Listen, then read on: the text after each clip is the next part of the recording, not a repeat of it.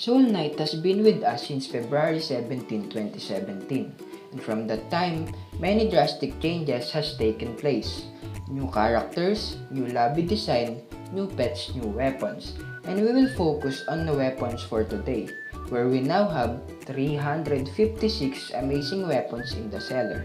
And for today's episode, I will show you the top 5 hardest to obtain weapons inside the dungeon. For our top 5 is the Ordeal in Disguise. It has a forge cost of 7 organic matter, 7 timber, 7 gems, 1 blue, 2 green, and 2 batteries. This is a miscellaneous weapon that can cast its attack even when it is in your offhand, but this is one of the rarest weapon inside the game, and is one of the hardest to obtain inside the dungeon, because first, you need to be in the glacier biome, in which you only have roughly a 33.33% chance, because it's either you end up in the forest biome, the relic biome, and finally the glacier biome. And when you enter the boss room, there is another roughly 50% chance that the boss room leads to the ice cave entrance. And we all know that the ice cave biome is not that easy, as well as its boss, and if ever we became successful in defeating the ice cave bug, the boss chest might not spawn the Ordeal in Disguise. Therefore, we might take several tries, but surpassing those odds will be worth it, because this weapon is good in room clearing and boss killing. And for our top 4 that is hardest to obtain weapon inside the dungeon is this Starbow. The only way to obtain this weapon is through merging the Jade Bow, the Crossbow, and the Flame Bow. This is a bow that can summon exploding falling stars that can clear waves easily and deal huge damage to the bosses. But obtaining the Starbow without the help of the Carrot Bag or the 3 weapon slot given by the Fantastic Flower will be a hard thing to accomplish. Having 300 plus weapons that is randomly spawning, we only have a small chance of merging this overpowered bow. But why did I choose this even when there are 2 other weapons that require 3 weapon merge?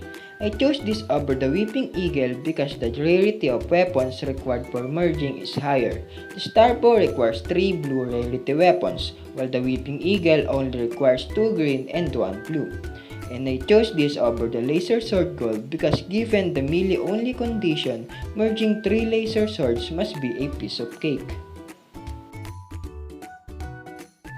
For our top 3 hardest to obtain weapon inside the dungeon is this Sniper Rifle Gold Pro.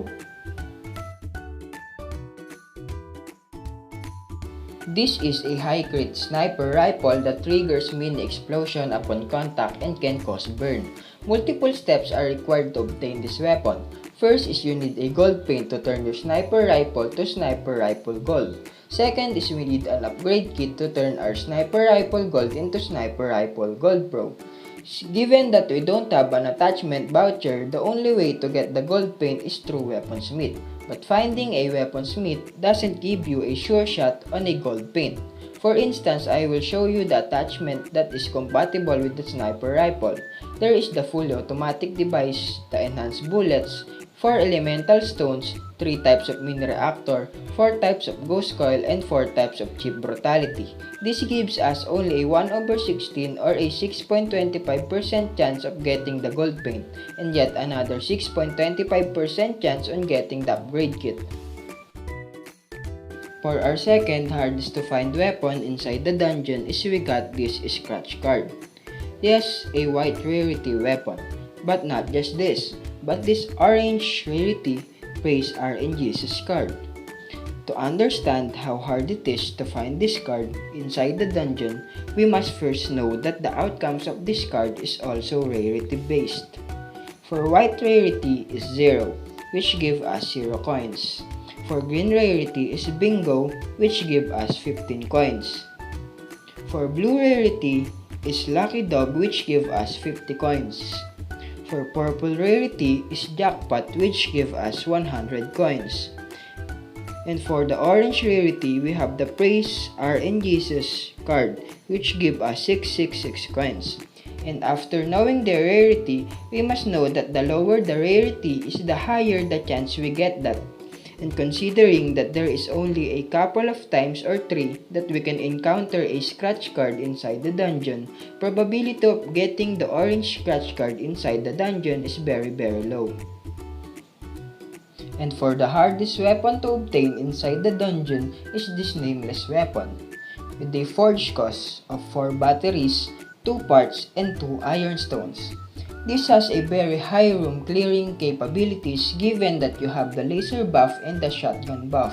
And this is the hardest to obtain weapon inside the dungeon because simply this weapon does not exist in the game anymore. And you can only find this weapon in Soul Knight version 2.7.0. And the only way for you to get this weapon inside the dungeon by that time is by putting a laser weapon in the repurging furnace, where you only have a 1/23 or a 4.35% chance of getting it.